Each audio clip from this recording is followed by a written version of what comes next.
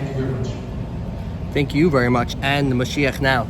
So when a person is to look at the imminent coming of the Moshiach, which, as Rebbe said, the Jewish leader of the generation, that the Messiah is not just coming, but he's already on the way, and that we are the last generation of exile, the first of the redemption.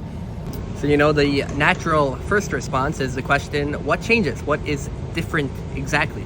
And, a lot is different, very much different. It's the resurrection of the dead, people coming back alive, all Jews come into the Holy Land, no more fast, just complete insane miracles, no more wars, money growing on, it's miracles galore. And the coming of the Mashiach sort of seems like almost like a different world, a world that is not part of our agenda, not part of our reality, so to speak. This is a vast, misinterpretation of what the whole coming of the Mashiach really is all about. You see, what is Mashiach?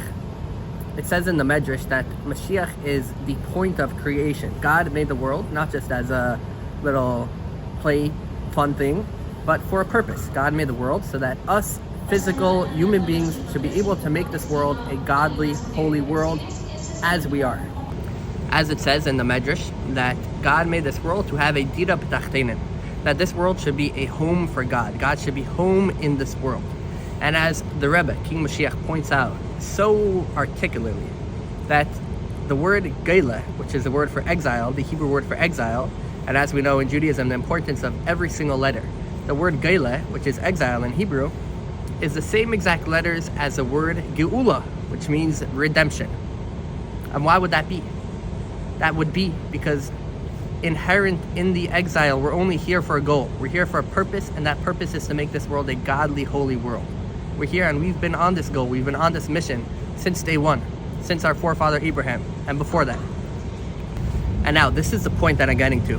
If the whole purpose of Mashiach is the completion of the original goal of creation of the world, that this physical world should be a holy world, meaning that us regular human beings with a heart and a mind should become people that God could feel home in, should feel home in our mind, should feel home in our heart, then the point of the Messiah is when nature itself becomes holy, is when physical humans, when their minds and their hearts become godly and holy.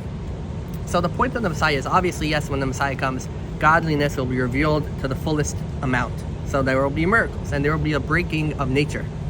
But almost more importantly is that Mashiach is how we will see how in the nature itself and in every last regular day-to-day encounter in life is godly. And God is not just breaking nature, but God is in the nature. As it says that when Mashiach comes, we will see with our physical eyes godliness, not in the miracles, but in the nature, in the regular day-to-day life. We will look and we will see God. And that's really the point of everything. If God didn't want a physical human beings, if God didn't want a physical world, he wouldn't have made the world. The whole point is that we are who we are, and we're not running away from that. Mashiach isn't running to a different reality, a different world. Mashiach is bringing God into every last level. And that's the reason that Geula, the word redemption, comes from the words Geila, exile. Because Geula, the only difference is we add the letter Aleph. The word redemption is Geula instead of Geila, exile, because there's an extra Aleph in it. What Messiah means that we bring the Aleph, which is the Aleph is number one. The Aleph is the first letter of the alphabet going on God. So when we bring God into every aspect of our life. And as so much of Hasidic philosophy is about, that Judaism isn't only, and really isn't, about connecting to God when you're in the synagogue, or when you're praying, or when you're studying Torah, but about bringing that same God into your day-to-day life when you're sleeping, when you're eating, and when you're playing sports, and whatever it may be. And we want Mashiach now. And just one more thing I wanted to say, that it's not like a catchphrase that we say that this world is a godly world, that this is God's home. It's philosophy behind it. And if you would like to learn more, there's a video on my channel called the Hasidic fake world theory.